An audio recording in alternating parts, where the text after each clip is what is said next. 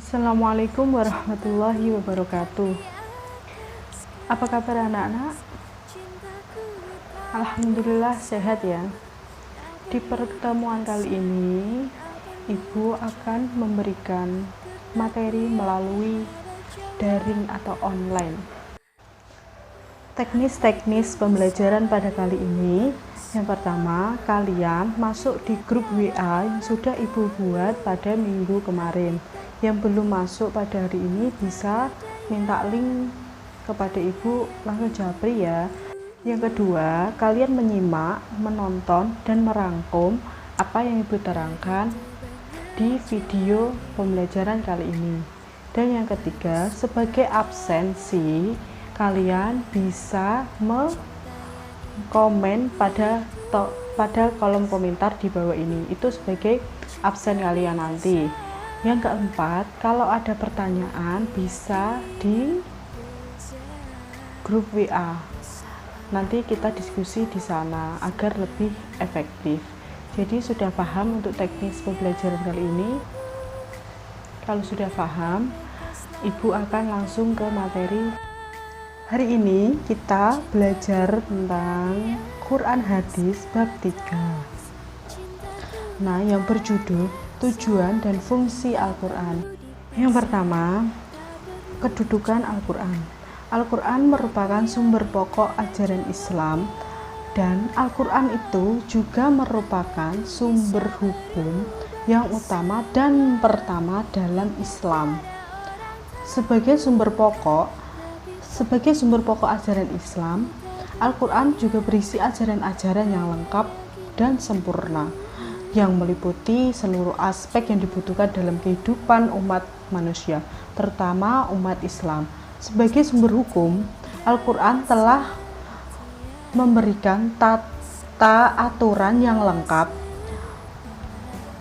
Ada yang bersifat global dan ada pula yang bersifat detail. Al-Quran juga mengatur dengan disertai konsekuensi demi terciptanya tatanan kehidupan manusia yang teratur, harmonis, bahagia, sejahtera, lahir maupun batin. Agar manusia dapat mencapai kebahagiaan dan kesejahteraan hidupnya, maka hendaknya manusia selalu berpegang teguh kepada prinsip, dasar ajaran dan kaidah hukum yang bersumber dari Al-Quran sebagai sumber utamanya, seperti yang telah Allah firmankan pada Quran surat Al-Imran ayat 103.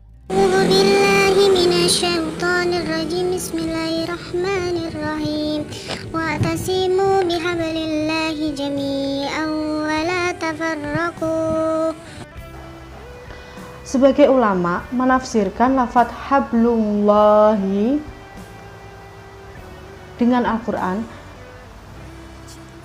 Dengan demikian, ayat tersebut mengisyaratkan agar manusia, khususnya umat Islam, untuk senantiasa berpegang teguh kepada Al-Quran sebagai sumber utama ajaran Islam. Dan dalam Quran surat An-Nisa ayat 59, Allah Subhanahu wa taala juga berfirman, A'udzubillahi minasyaitonirrajim. Bismillahirrahmanirrahim. Ya ayyuhalladzina amanu atti'ullaha wa atti'ur rasul wa ulil amri minkum fa in tanaza'tum fi syai'in farudduhu ilallahi war rasul in kuntum tu'minuna billahi wal yawmil akhir. Dzalika khairun wa ahsanu ta'wila. Nah, artinya ada di bawah ini ya. Ayat tersebut telah terdapat perintah untuk menaati Allah Subhanahu wa taala. Atiullah maksudnya adalah menaati ajaran Allah Subhanahu wa taala, yakni Al-Qur'an. Dalam ayat tersebut disyaratkan bahwa Al-Qur'an menempati kedudukan sumber utama dan pertama dalam rangka menyelesaikan masalah umat Islam. Di samping Al-Quran, juga terkandung maksud untuk mendasarkan pada hadis atau sunnah Rasulullah Subhanahu wa Ta'ala sebagai sumber kedua setelah Al-Quran. Sikap yang harus dimiliki oleh umat Islam dan mengembalikan semua permasalahan kepada sumber pertama, yaitu Al-Quran, dan sumber yang kedua yaitu hadis sunnah Rasulullah SAW. Maka akan tercapailah kebahagiaan hidup di dunia maupun di akhirat kelak. Jadi kalau kita ada masalah atau ada permasalahan apa gitu, bisa disandarkan kepada Al-Quran maupun sunnah dan hadis, seperti itu. Poin yang kedua yaitu tujuan dan fungsi Al-Quran. Allah telah menurunkan Al-Quran dengan membawa kebenaran yang hakiki. Al-Quran memiliki beberapa fungsi dan tujuan bagi kehidupan umat manusia, terutama untuk umat Islam. Di antara tujuan dan fungsi diturunkannya Al-Quran oleh Allah Subhanahu wa Ta'ala ini ada 3, yaitu yang pertama, Al-Quran sebagai petunjuk bagi manusia. Yang kedua, Al-Quran sebagai sumber pokok ajaran Islam. Yang ketiga, Al-Quran sebagai peringatan dan pembelajaran bagi manusia. Pertama, Al-Quran sebagai petunjuk bagi manusia. Al-Quran telah diturunkan oleh Allah Subhanahu wa Ta'ala kepada Nabi Muhammad SAW melalui perantara malaikat Jibril alaihissalam sebagai petunjuk bagi manusia. Dengan mengikuti petunjuk Al-Quran tersebut, manusia akan mendapatkan arah dan tujuan hidup yang jelas dalam menjalani hidup dan kehidupannya. Banyak ayat Al-Quran yang menjelaskan tentang fungsi Al-Quran sebagai petunjuk bagi manusia. Antara lainnya terdapat pada Quran Surat Al-Baqarah ayat 185 dan ayat yang khusus menjelaskan bahwa Al-Quran berfungsi sebagai petunjuk bagi manusia yang bertakwa ada di Surat Al-Baqarah ayat 2. Bismillahirrahmanirrahim. Dzalika kitabul la raiba fihi hudal lil muttaqin. Artinya, kitab ini tidak ada keraguan padanya, petunjuk bagi mereka yang bertakwa. Ada lagi Al-Quran Surat Al-Fussilat ayat 44. Dari beberapa ayat tadi dapat disimpulkan bahwa salah satu fungsi terpenting Al-Quran adalah sebagai petunjuk bagi manusia. Petunjuk-petunjuk Al-Quran itu secara garis besar meliputi petunjuk tentang bagaimana hubungan manusia dengan manusia, hablum minallah, manusia dengan manusia, hablum minannas, dan bahkan manusia dengan alam sekitarnya. Manusia yang mau mengikuti petunjuk Al-Quran niscaya akan mendapatkan kebaikan hidup di dunia maupun di akhirat. Dan yang kedua, Al-Quran sebagai sumber pokok ajaran Islam. Salah satu fungsi penting lainnya adalah sebagai sumber pokok ajaran Islam. Dalam pembahasan sebelumnya telah dijelaskan bahwa Al-Quran yang mula-mula menjelaskan ajaran yang lengkap dan menyeluruh yang diberikan oleh Allah Subhanahu wa Ta'ala. Ajaran-ajaran tersebut ada yang bersifat mujmal, yakni hanya memberikan prinsip-prinsip pada umumnya saja, dan juga ada yang bersifat tafsil, yakni ajaran yang terperinci dan khusus. Ajaran Islam yang bersumber dari Al-Quran mutlak kebenarannya dan ajaran yang paling sempurna. Ajaran Al-Quran di samping membenarkan ajaran-ajaran kitab suci sebelumnya juga menyempurnakan ajaran kitab-kitab sebelumnya.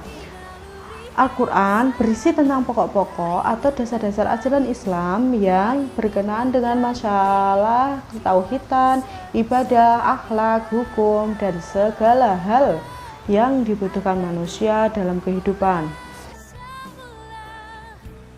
Dalam sebuah ayat, Allah Subhanahu wa Ta'ala menegaskan bahwa Al-Quran diturunkan dengan membawa kebenaran hakiki yang berfungsi sebagai dasar penetapan hukum yang harus dipegang teguh oleh Nabi Muhammad SAW.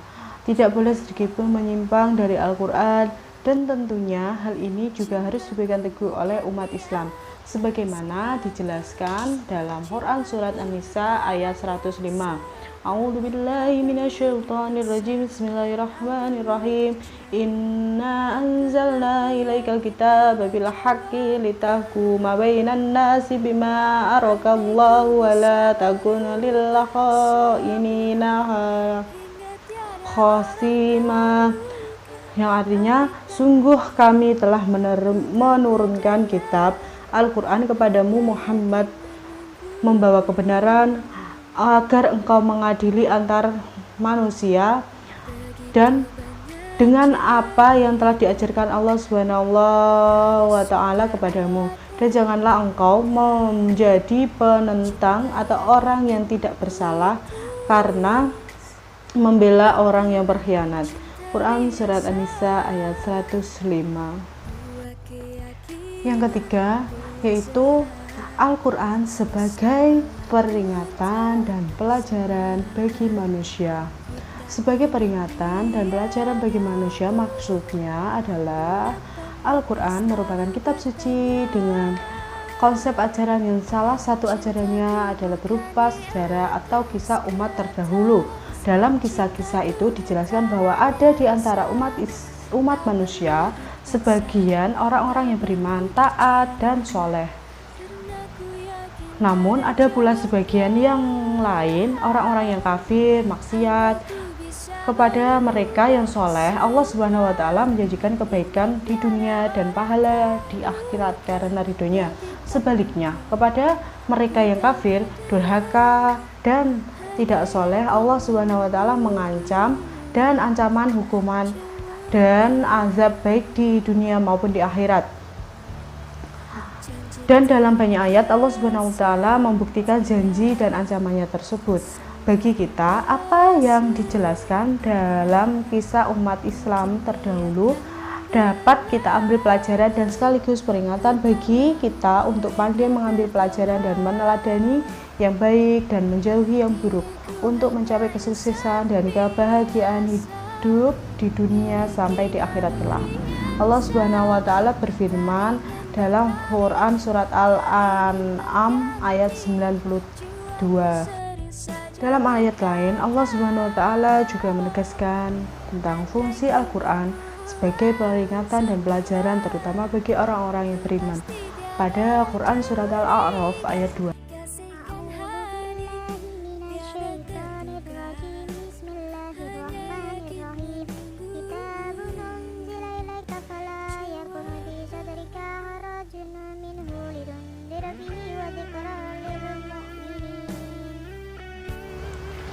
Apabila manusia, terutama umat Islam, telah memfungsikan Al-Quran dengan cara menjadikan Al-Quran sebagai petunjuk dan pedoman hidup, menerapkan dan melaksanakan segala ajaran Islam sesuai dengan ajaran-ajaran Al-Quran, serta mengambil pelajaran yang baik dan positif dan meladani serta meninggalkan yang negatif, niscaya keselamatan, kesuksesan, dan kebahagiaanlah yang akan diperoleh di dunia maupun di akhirat nanti.